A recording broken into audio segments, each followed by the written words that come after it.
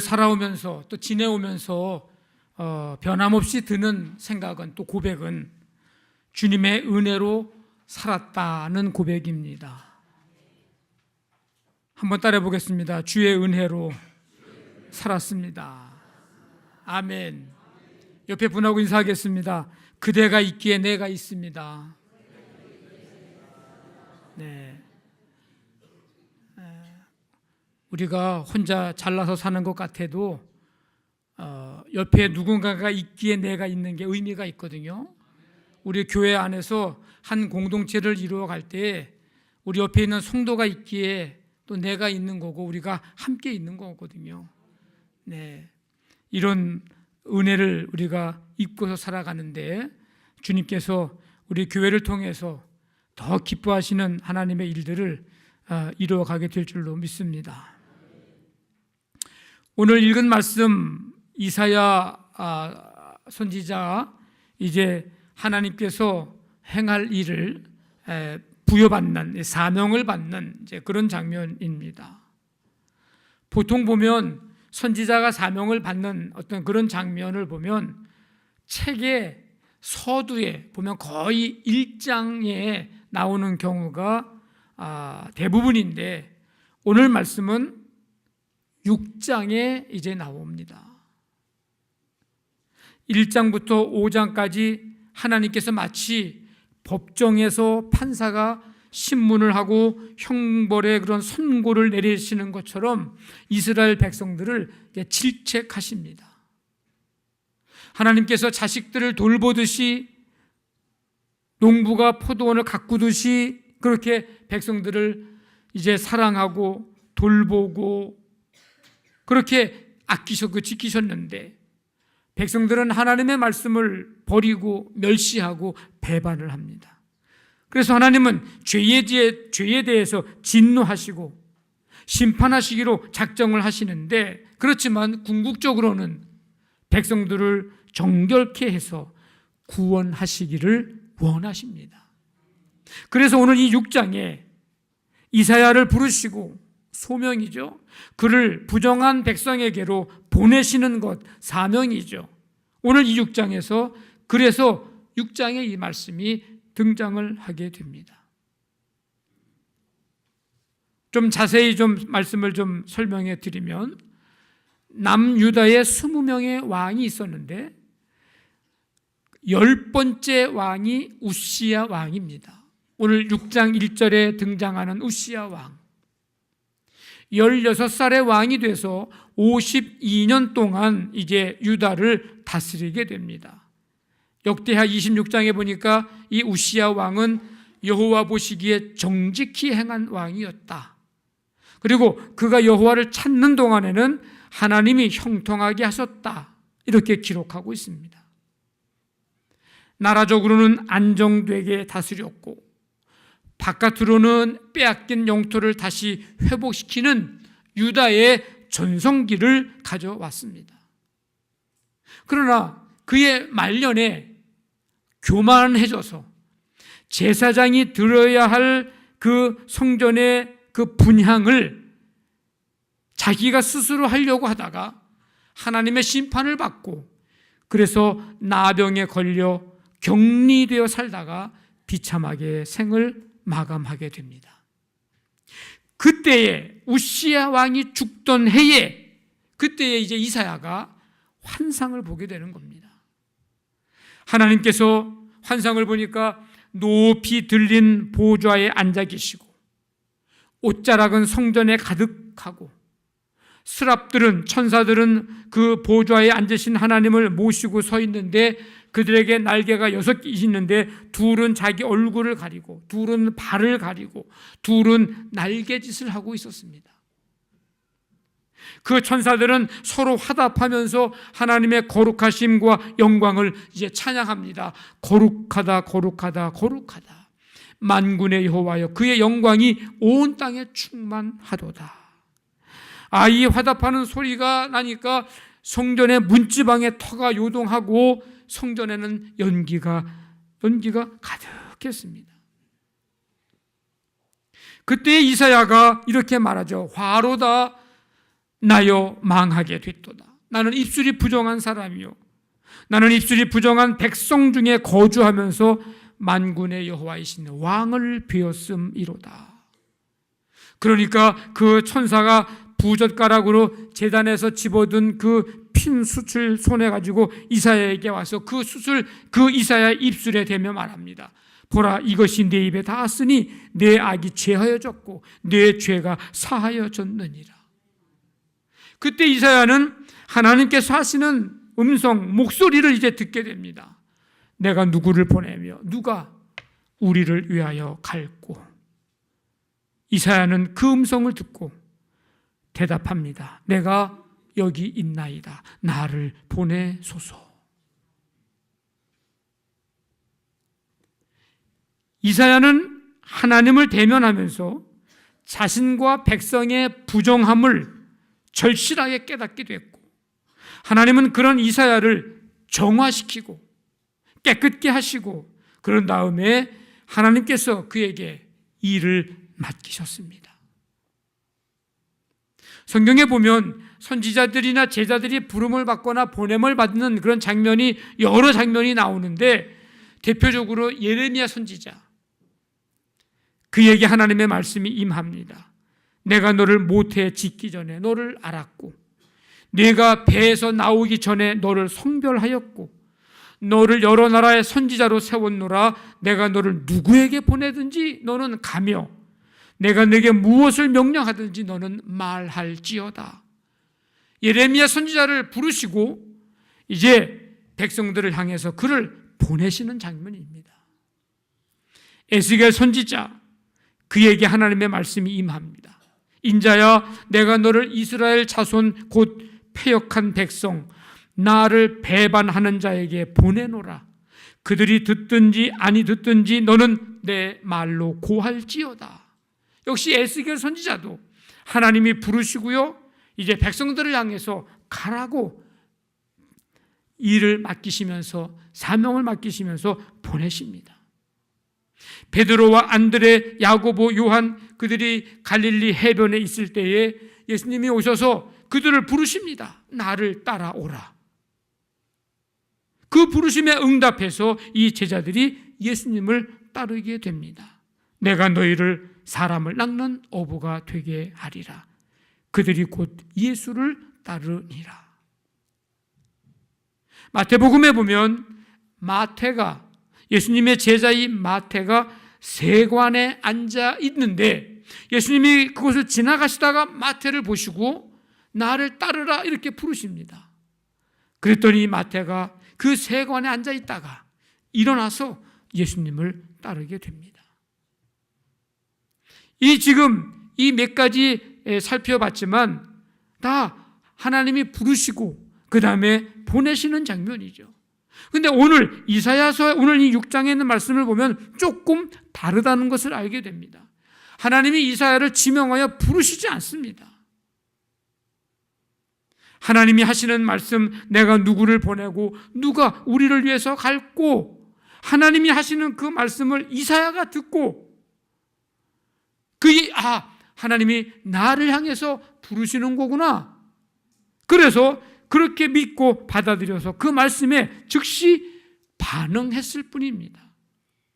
그 반응하는 이사야, 하나님은 그를 향해서 9절에 보니까 여호와께서 이르시되 가서, 이사야를 이제 백성들에게 가라고 보내십니다. 우리가 살면서 수많은 소리를 들으며 살아갑니다. 그러나 무엇보다도 우리가 듣고 싶은 것은 그 어느 누구의 소리나 음성이 아니라 주님의 음성입니다. 축복하는 말씀이든 우리를 책망하는 말씀이든 날마다 우리에게, 나에게 하시는 주님의 말씀, 주의 음성을 우리는 듣고 싶어 해야 하고, 들으며 살아야 하고, 듣고 싶어 합니다. 왜? 지극히 당연한 일입니다. 왜냐하면 그래야 우리의 영이 살 수 있기 때문입니다. 그럼에도 불구하고 우리는 우리를 유혹하는 사단의 달콤한 음성에 우리의 마음과 귀를 빼앗기기도 합니다. 마치 아담과 하와 부부처럼 말이죠. 이 아담과 하와는 이 달콤한 유혹의 음성을 듣고 사단의 소리죠. 그리고 하나님의 말씀에 대한 이제 분별력을 잃어버리게 되고 하나님께서 하신 그 소리를 잃어버리게 되고 죄를 범하고 말았습니다. 또 아나니아와 삽비라 부부, 그들은 자신들의 내면 속에 성령께서 하시는 그 음성의 소리를 듣지 아니하고 욕심에 따라서 썩어져가는 유혹의 음성을 들음으로 삶의 기준이 흔들렸습니다. 결국 그들은 성령을 속인 죄로 그 부부가 그 자리에서 죽어나가는 그런 비극을 맞이하게 됩니다. 우리는 주의 음성을 어디서 들을 수 있을까? 아니, 어디서 들어야 할까? 그 대답은 오늘 이사야가 주의 음성을 듣는 모습을 통해서 찾을 수 있습니다. 오늘 이사야 선지자가 본 환상, 그 환상을 본 장소는 어디일까요? 어디에서 이 환상을 보고 있을까요? 이사야 선지자가 성전입니다. 내가 본즉 주께서 높이 들린 보좌에 앉으셨는데 그의 옷자락은 성전에 가득하였고, 4절에 천사들이 서로 화답하는 소리로 인하여서 문지방의 터가 요동했다 그랬는데 그 문지방, 그 터는 바로 성전 문지방이요 성전 터를 말합니다. 지금 성전에 연기가 가득합니다. 6절에 핀 숯이 나오는데 단에 핀 숯이 있는 단, 이것도 역시 성전이라는 것을 보여주는 말씀입니다. 그럼 시간은 언제일까요?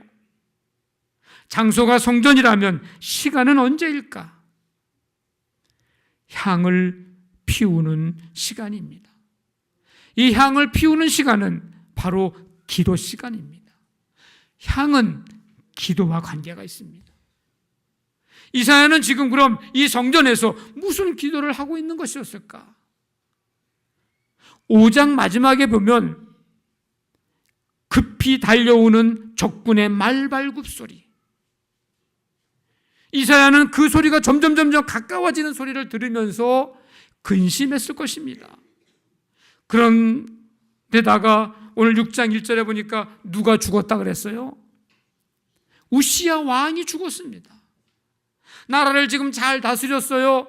외적으로도 지금 다른 나라 영토를 지금 확장해 나가는 그런 지금 시대였는데 우시야가 죽고 말았습니다. 적군의 말발굽 소리가 지금 크게 들립니다. 나라에 위기가 온 거예요. 그런 위기 속에서 이사야 선지자는 지금 성전에서 나라의 장래를 위해서 하나님 앞에 지금 기도하고 있는 것입니다. 그 기도의 응답으로 하나님이 환상을 보여주시고 그 환상을 본 이사야는 주님의 음성을 듣고 그 음성에 응답한 것입니다. 여러분, 이사야는 성전에서 예배하고 기도하는 중에 하나님의 보좌가 임재하시는 장면을 목격합니다. 주의 임재를 경험하는 거죠. 우리는 주님의 음성을 어디서 들어야 할까요? 여러분, 교회에서 들어야 합니다. 그러면 교회에서만 들으라는 얘기, 들을 수 있다는 겁니까? 아닙니다. 그렇지 않아요. 우리의 삶의 현장 속에서 언제든지 얼마든지 주의 음성 들을 수 있습니다. 그런데 주의 성전에서 주의 음성을 듣지 못하는 사람이 삶의 현장에서 주의 음성 들을 수 있을까? 생각해 보면 꼭 그렇다라고 말할 수는 없습니다. 확신하건대 주의 교회, 주의 몸된 교회에서 주의 음성을 들을 수 있는 자가 삶의 현장에서도 주님의 음성을 들을 수 있는 것이죠. 물론 교회에 와 있다고, 교회에 온다고 해서 다 주의 음성을 들을 수 있는 것은 아닙니다. 전심으로 하나님을 예배할 때에 우리는 주의 음성을 들을 수 있습니다. 왜냐하면 하나님은 예배 가운데 임재하시고 예배 가운데 우리를 만나 주시기 때문입니다. 찬송 드릴 때, 기도할 때, 선포되어지는 내 말씀을 들을 때 우리에게 하시고자 하시는 하나님의 말씀을 들려주시고 하나님께서 음성을 우리에게 들려주십니다. 예수님은 항상 하나님의 음성에 귀를 기울였습니다. 그래서 틈만 나면 한적한 곳에 가셔서 기도하시고 수시로 기도하십니다. 최후에는 십자가를 앞에 놓고 사람의 소리와 하나님의 음성 사이에 얼마나 고민이 되었는지 겟세마네 동산에서 땀이 핏방울 떨어지듯 간절히 기도하셨습니다. 결국에는 하나님의 음성을 듣고 십자가를 치셨습니다. 아마 예수님이 하나님의 음성을 듣지 않고 육신의 아픔만을 생각해서 십자가 지지 말라고 하는 자신의 음성을 들었다면 십자가의 고난과 죽음 앞에 주님 그리하지 마시옵소서, 이 일이 결코 주님께 미치지 아니하리이다 항변했던 베드로의 음성을 들었다면 오늘 우리의 구원은 없었을 것입니다. 예수님은 하나님의 음성을 듣고 흔들리지 않고 이렇게 기도하죠. 내 뜻대로 하지 마옵시고 아버지 뜻대로 하옵소서. 예수님의 항상 하나님의 음성에 귀 기울이시는 그 모습을 우리는 볼 수 있습니다. 예배 가운데 임재하신 하나님을 만나시기를 간절히 바랍니다. 예배 가운데 들려주시는 하나님의 음성 들으실 수 있기를 간절히 바랍니다. 그렇다면 우리가 주의 몸된 교회에서 예배 가운데 주의 음성을 들을 수 있다면 우리가 짐작하건대 우리가 느끼며 살아왔던, 느끼지 못하고 살아왔던, 우리가 인정을 하든 인정하지 못하든 우리는 지금까지 신앙생활을 해오면서 수없이 주의 임재를 경험해왔고 주의 음성을 우리는 수없이 들어왔습니다. 문제는 뭐예요? 내가 어떻게 응답하고 어떻게 반응해 왔느냐는 것입니다. 주의 음성을 들은 자, 주의 음성을 듣는 자는 어떻게 해야 합니까? 다시 말하면 어떤 반응을 보여야 하느냐 하는 것입니다. 오늘 우리는 이 말씀 가운데서 우리가 그럴 때 보여야 할 반응, 응답이 무엇이라는 것을 오늘 이 말씀 속에서 우리는 찾고 발견할 수 있는데, 내가 여기 있나이다, 나를 보내소서. 지금 하나님이요 이사야를 불러다 놓고, 이사야 너 이리 와봐. 내가 나를 위해서 하나님 율법 말씀 멸시하고 배반한 이 백성들을 향해서 심판의 메시지, 구원의 메시지를 가지고 전하러 가야 된다. 네가 가야 돼. 이리 와봐. 도망가지 말고 이리 와봐. 갈 거야 안 갈 거야? 안 가면 너 알아서 해. 뭐 하나님이 이사야를 불러다 놓고 앉혀놓고서 지금 윽박질러 가면서 지금 막 혼내셔가면서 그러면서 하신 말씀이 아니라는 거예요.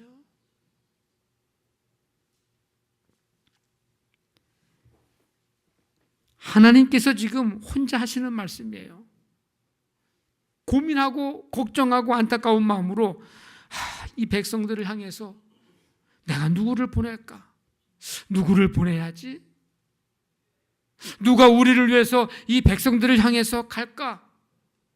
이 심판의 메시지, 이 구원의 메시지, 정신 차리라고, 하나님께로 돌아오라고, 거룩한 백성 되라고, 이거 누가 우리를 위해서 가서 이 메시지를 전할까? 누가 갈까? 누굴 보내지? 하나님이 지금 하시는 말씀이에요. 근데 이사야가 그 음성을 들은 것입니다. 어떻게 보면 이사야는 하나님이 무슨 말씀하시는지 한번 귀 기울여서 들어야지, 관심 갖고 들어야지 하고서 귀를 쫑긋 세우고서 지금 있는 게 아니라 하나님이 하시는 말씀이 어떻게 보면은 이사야의 귀에 들려진 것입니다. 하나님이 너밖에 없어, 이사야를 지목해서 지금 못 박아서 지금 말씀하시는 게 아니에요. 누구를 보내지? 누가 우리를 위해서 갈까? 근데 그 말씀을 이사야가 듣고 마치 자기에게 하신 말씀처럼, 그리고 그 말씀에, 그 음성에 반응을 하고 응답을 한 것입니다. 내가 여기 있습니다. 저를 보내주십시오.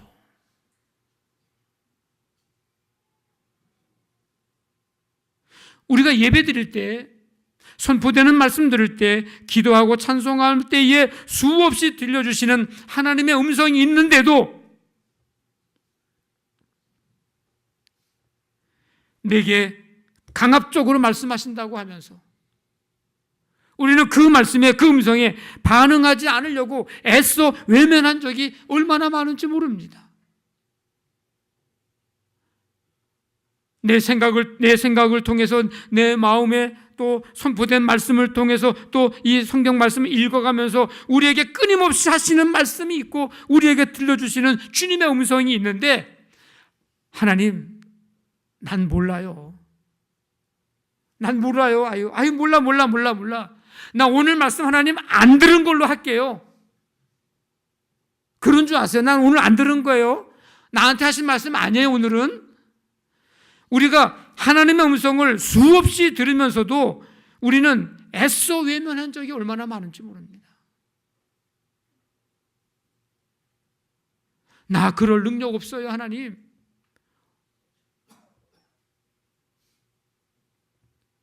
하나님은 우리가 강압에 못 이겨 주님의 음성에 반응하는 그런 모습을 원하지 않으십니다. 너 이렇게 안 하면 너 죽어. 너 이렇게 안 하면 너 벌 받을 줄 알아라.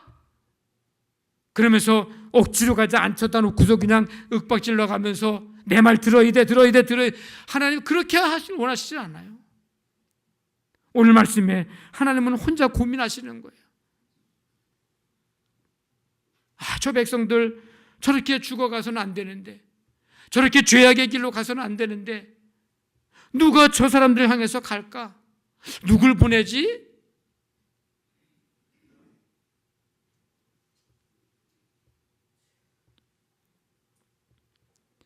주님의 음성을 들은 사람, 내가 들으려고 해서 듣거나 들으려고 하지 않았는데도 그 말씀이 들려지거나 상관없어요. 주의 음성을 들은 사람은, 듣는 사람은 이렇게 반응해야 합니다. 응답해야 합니다. 자원함으로, 기쁨으로. 제가 여기 있습니다. 제가 그렇게 살겠습니다. 제가 그 일을 하겠습니다. 제가 그 사람이 되겠습니다.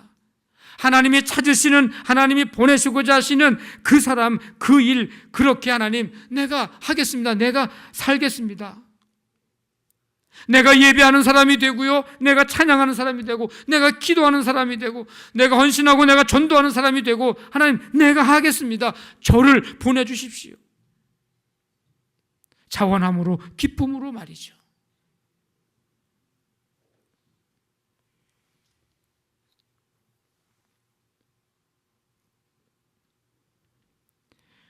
우리가 한 가지 기억해야 할 것은, 이사야가 자원하여 반응하고 응답한 것이 자기를 드러내고자 했거나 자기를 과시하려고 했거나 자기 어떤 영웅심을 가지고 한 것이 아니라는 것입니다. 만약에 그런 마음으로, 그런 자세로 응답을 했다면 오래가지 못했을 겁니다. 여러분, 이 당시에 선지자 역할을 한다는 것이 쉬운 일이 아니에요. 여러분, 심판의 메시지를 선포한다는 게 쉬운 일이 아닙니다. 죽을 각오해야 되는 거거든요. 아마 자기를 드러내거나 과시하거나 영웅심을 가지고 오늘 내가 가겠습니다, 나가 여기 있습니다 라고 했다면 중도에 얼마든지 포기하고 말았을 것입니다. 하지만 순교를 당하기까지 선지자로서의 사명을 성실하게 감당한 것을 보면 어떤 그런 마음이 아닌 분명한 주님의 부르심과 주님의 보내심에 대한 소명의식과 사명감을 가지고 응답을 한 것임을 알 수 있습니다. 그렇다면 우리가 주의 음성을 들었을 때에도 이사야와 같은 반응과 응답이 있어야 합니다. 이 죄악 많은 세상에 누가 가서 세상의 빛으로 살아갈래? 이 죄악 많은 세상에 누가 세상의 빛으로 살아갈래? 하나님께서 이렇게 팔짱을 끼시고 누굴 보내지? 누가 갈 건가? 고민하면서 애타하면서 그렇게 말씀하시고, 그렇게 주님께서 말씀하실 때에 그 음성이 내게 들려졌다면 제가 여기 있습니다. 제가 이 세상의 빛으로 살아가겠습니다. 우리는 이렇게 자원하여 기쁨으로 응답해야 합니다. 누가 세상의 빛으로 살아갈래? 아유, 하나님 나 안 들은 걸로 할 거예요. 몰라요. 아니, 지금 나 살아가기도 바쁜데 무슨 세상의 빛은 무슨 세상의 빛입니까? 오늘은 내가 안 들은 걸로 하고 저 사람이 들은 걸로 하겠습니다. 지금까지의 우리의 삶의 모습이 하나님의 음성에 대한 응답이 이런 응답이었으니까 우리의 삶에 하나님의 말씀의 능력이 나타날 리 없고, 우리가 살아가면서 그리스도인의 영향력을 끼칠 수 있는 그런 모습을 보이지 못했다는 것입니다. 이 죽어가는 많은 사람들을 향해서 누가 가서 구원과 생명의 소식을 전할래? 누가 갈래? 어느 교회가 할래? 지금 그 대상을 찾고 보낼 대상을 찾고 보낼 교회를, 그 역할을 감당할 교회를 찾고 있는데, 하나님, 우리 교회는 작아서 안 돼요.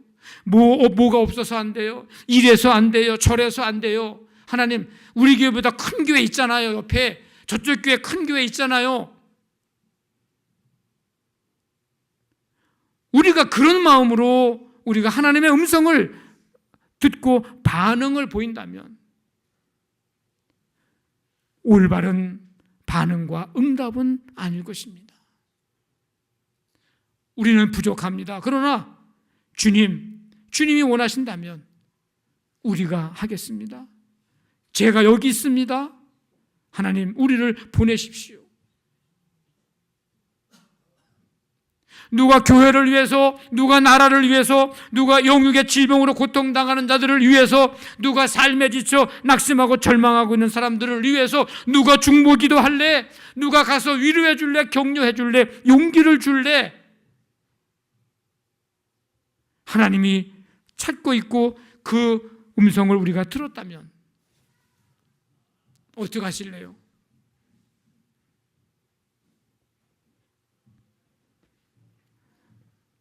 제가 하겠습니다. 제가 중보기도자가 되겠습니다. 제가 가서 한마디라도 위로해주고 격려해주겠습니다. 용기를 주겠습니다. 우리가 응답하고 우리가 그 음성에 반응을 보여야 합니다. 우리는 언제, 어떤 곳에서 주님이 우리에게 어떻게 말씀하시는지 알 수 없어요. 언제나 귀를 기울이고 내 마음속에, 내 생각 속에 들려주시는 주님의 음성을 들으려고 하고 들어야 하고, 들었을 때에는 자원함으로 기쁨으로 그 말씀의 그 음성에 응답하고 반응해야 합니다. 뭐라고요? 오늘 8절에 있는 것처럼 내가 여기 있습니다. 나를 보내소서. 이제부터 너는 성령으로 잉태할 테니 내게서 난 자가 큰 자가 되고 그 이름을 이제 예수라 하라.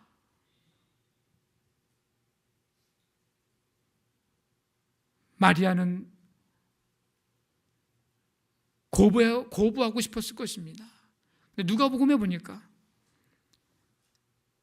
주의 계집종이오니 말씀대로 내게 이루어지이다. 주의 말씀이 내게 들려질 때에 왜 하필이면 납니까? 많은 여자 중에서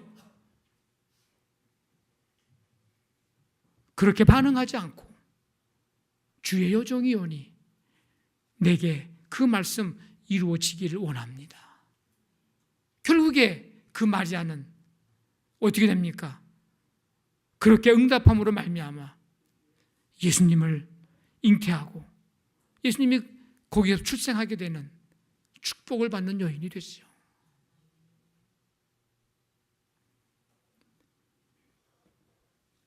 주님, 내가 여기 있사오니 나를 보내시옵소서. 나를 사용하여 주시옵소서. 하나님은 기쁨으로 자원함으로 그렇게 반응하고 응답하는 그 사람을 통해서, 그 교회를 통해서 하나님은 일하십니다. 저 여러분들이 주님의 음성을 들으며 귀 기울이며 살아가시기를 원하고, 그 음성 들었을 때에 오늘 이사야와 같은 반응, 응답을 함으로 말미암아 하나님 나라 이루어가는데 쓰임받는 우리 한 사람 한 사람 모두가 되고 우리 교회가 되기를 주님의 이름으로 간절히 축원합니다. 아멘. 우리 다 일어나서 함께 찬송합니다. 주님, 내가 여기 있사오니